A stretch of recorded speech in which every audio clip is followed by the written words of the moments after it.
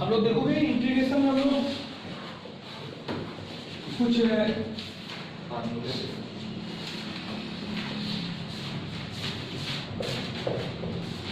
Special type के substitution कर रहे थे, तो उसमें 5 तरह का था ना। पहला था कि इंटीग्रेशन का जो कांस्टेंट बाय लीनियर, दूसरा टाइप था जो आपका लीनियर ऊपर lx प्लस m टाइप और नीचे भी linear ax plus b type. तीसरा आपने पढ़ा था जो constant by quadratic ax square plus bx plus c। Last आपने पढ़ा था कि जब ऊपर लीनियर हो नीचे क्वाड्रेटिक और नीचे क्वाड्रेटिक।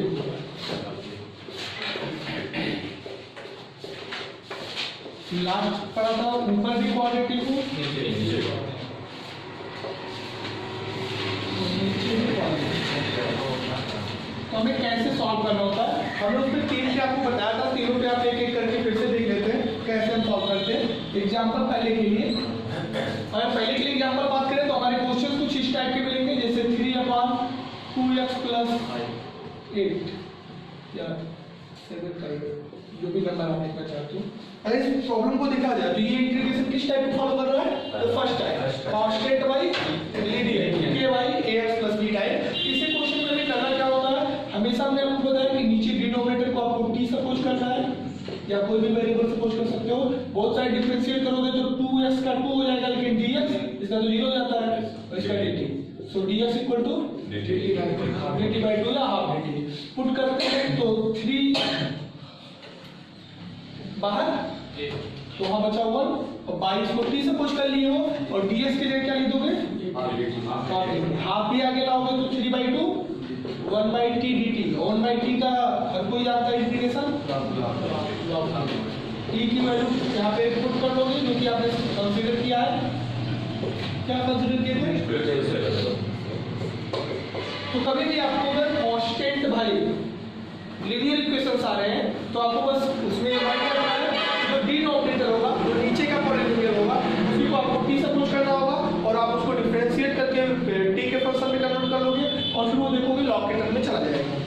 दूसरा हमने आपको बताया था जब वो लीनियर बाय लीनियर टाइप के हो, like 3x plus 7/2x minus 1 इस टाइप के प्रॉब्लम हो, ऊपर भी लीनियर हो और नीचे भी लीनियर हो। तो इसके लिए हमने बताया था कि ऊपर वाले को आपको नीचे के जैसे फंक्शन में कन्वर्ट करना है।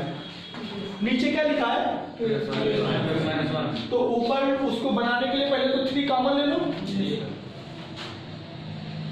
क्या ले लो 3 कॉमन, तो क्या बच जाएगा यहाँ 7/3 3 कॉमन लिया जाए आपके डिनोमिनेटर में से तो 3 यहाँ बाहर आ गया 7/3। तो नीचे 2x - 1 जैसे डिनोमिनेटर रहने देंगे, फिर हम बाहर आउटसाइड में 2 से डिवाइड कर रहे हैं और इनसाइड में 2 से मल्टीप्लाई कर रहे हैं, तो ये 2x हो जाएगा, तो ये 14/3 हो जाएगा। आप सोचोगे सर 2x से क्यों मल्टीप्लाई कर रहे हैं, हमारा मोटो चल रहा है कि हम नीचे वाले फंक्शन को ऑर्डिनेट कर पाए, तो चूंकि नीचे 2x चाहिए तो 2x लाना पड़ा और हम फिर उसमें थोड़ा सा 2x में -1 एंड +1 कर सकते हैं और 14/3 तो यहाँ ही है।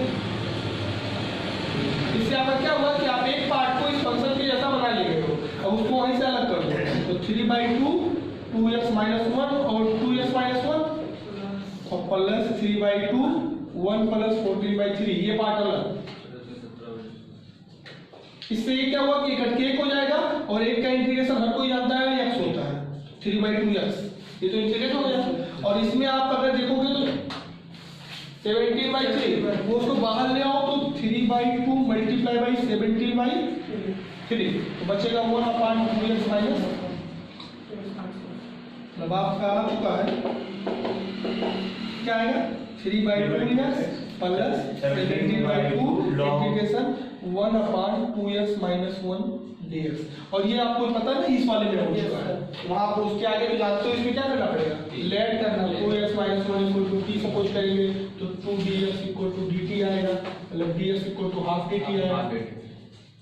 इसको इसमें पुट करेंगे तो 3/2x प्लस 17/2 इंटीग्रेशन 1/t हो जाएगा और ये 2/2 dt dx के इसको अगर आउटसाइड करेंगे तो 3/2x और प्लस 70/4, ये हाफ बाहर कर दिए तो अंदर बचा क्या 1/t दी थी, और 1/t का हर कोई जानता है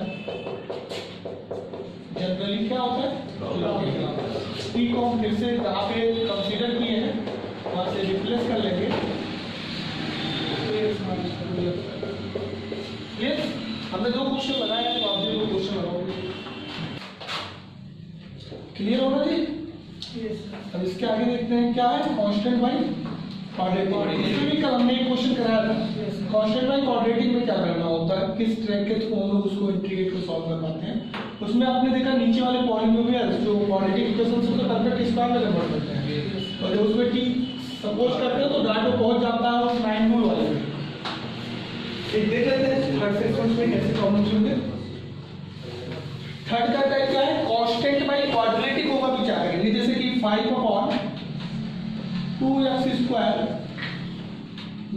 8x + 10। इस प्रॉब्लम को आप ध्यान से देखो, इसे इंटीग्रेट x के रिस्पेक्ट में करना है, और ये है constant by quadratic. Constant by quadratic हमने बताया था कि आपको वहां नीचे x के कोएफिशिएंट को सिंगल यूनिट करना होगा, मतलब x के आगे अगर कोई नंबर लिखा तो उसे तुम्हें कॉमन लेना पड़ेगा, और ऊपर जो होगा वो कांस्टेंट भी कॉमन लेना होगा।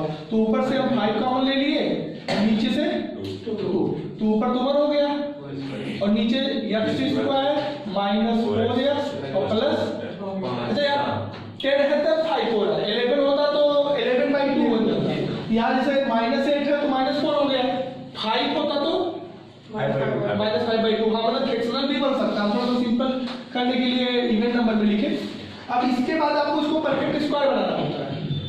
5/2 1/, परफेक्ट स्क्वायर x² के पेंस रखते हैं, और इस नंबर का आधा -4 है, -4 का आधा -2 का होल स्क्वायर, और जो यहाँ नंबर आता है उसका स्क्वायर घटा दीजिए, और प्लस 5/2 1/x - 2 का होल स्क्वायर और प्लस 1 हो जाएगा, क्योंकि -4 + 5/2 x - 2 का होल स्क्वायर और प्लस 1 का स्क्वायर। अगर हम यहाँ पे इसको t सपोज करें तो dx = क्या बन जाएगा x का dx और t का dt, तो 5/2 1/t² + 1 का स्क्वायर, और जानते हो किसमें गया है 5/2 1/a tan inverse t/a, x/a तो इसके ये है, और प्लस, तो इसका तो मतलब 5/2 ही बनेगा। tan इनवर्स y1 का कोई मतलब नहीं, और t को यहाँ से x - 2 लिख सकते हो, और प्लस, ठीक है। चौथा टाइप क्या बोलता है कि हो सकता है आपको कांस्टेंट ना आए, लीनियर बाई क्वाड्रेटिक है। लीनियर हम लिख रहे हैं जैसे कि 3x - 1/x² +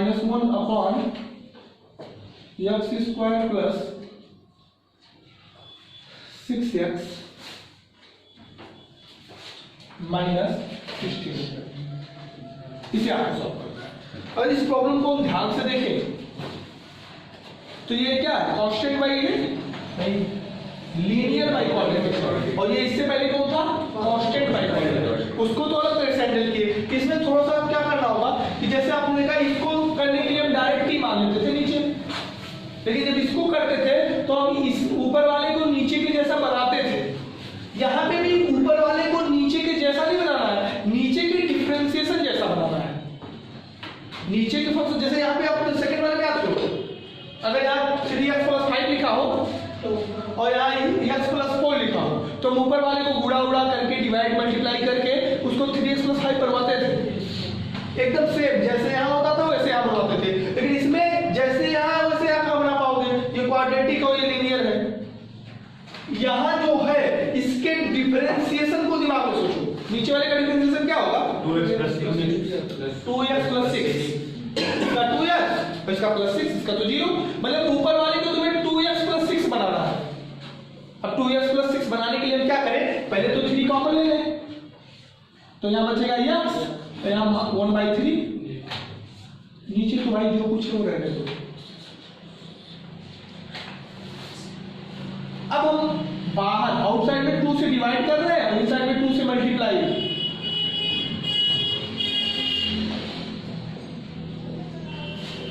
कोई प्रॉब्लम? 3/2 हम इसमें 6 को ऐड कर रहे हैं और -6 कर रहे हैं और -2/3 कर रहे हैं।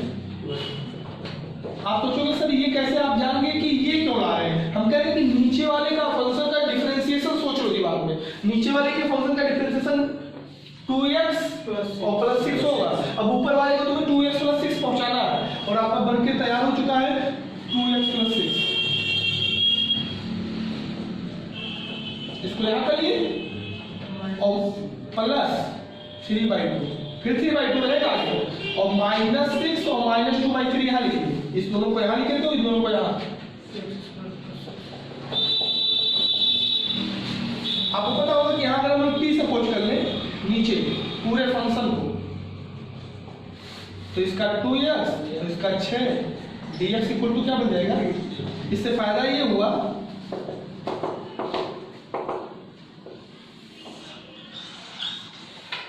कि 3/2 इतना मल्टीप्लाई बाई dx जो था उसमें चला गया dt में चला गया और यहाँ बचा क्या? तो नीचे को t माना है। क्लियर? और यहाँ पे 3/2 -36 का 18 2 20 -20/3 आगे आ जाएगा मल्टीप्लाई करके। तो अंदर क्या बचेगा? तो ये तो जानते हो 3/2 और log t बन जाएगा इंटीग्रेशन। log t होता ना और यहाँ -3 से 3 कट गया 2 से काट करोगे तो -10 आएगा और इंटीग्रेशन 1/। अब ये तो जान ही रहे हो कि ये कांस्टेंट बाई क्वाड्रेटिक में दूर चला गया है। अब उसके आगे कांस्टेंट बाई क्वाड्रेटिक करना शुरू कर देंगे। ये कहता है परफेक्ट स्क्वायर बनाओ तो x + 3 का यहाँ x और इसका आधा तो -9 16 चल रहा 11 चल रहा है 16 था हमने कुछ दिया था थोड़ा सा 16 है ना प्रॉब्लम में 16 नहीं थी 11 से कर ताकि हम सोच रहे थे कि क्वेश्चन थोड़ा सा बैठ जाए सेटल जाए। तो यहाँ जब क्वेश्चन लिखते हैं तो वो सोच समझ के लिखते हैं वो ना सोचना सर जैसे लिख देते हैं 16 बार। अगर यहाँ ऐसे ना सोचे ना तो ये के बन के एक का स्क्वायर नहीं बनेगा वहाँ आपको सोच के लिखना होता है। और क्योंकि जब आपके पास समझ में आएगी तो आप भी क्वेश्चन बना लेगा। इसके बाद में 3/2 log e और t अभी नहीं रखते हैं अभी रखेंगे लास्ट में 1/x + 3 का और ये -25 बन जाएगा क्योंकि 5 का स्क्वायर बन जाएगा। उसमें हम कुछ मान लेते हैं क्या मान लें x + 3 के मानोगे एक बार t माने उसके बाद t मानोगे k p को शरत मानो तो dx बराबर dk हो जाएगा कि नहीं? क्या dx या dk मतलब अब आने वाला है आपका थोड़ा सा आप उसको हटा दे दीजिए।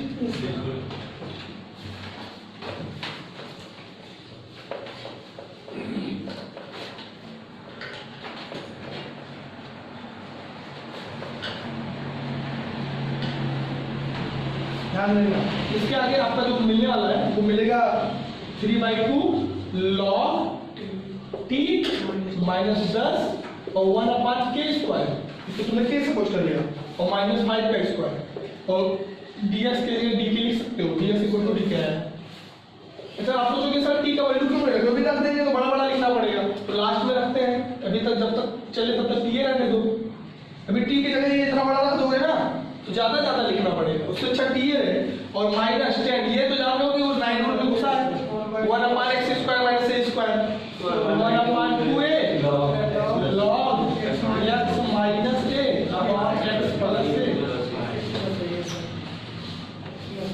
अब ये 3/2 log e t की वैल्यू और रखो यही माने थे कहीं पे क्या x² + 6x - 16 तो -10 से 10 log e k की वैल्यू यहां से रखो x + 3 - 5 और x + 3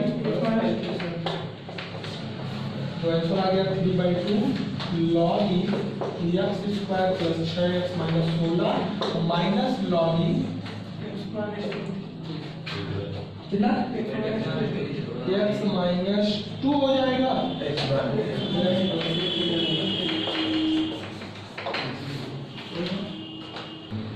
तो आप कर लेना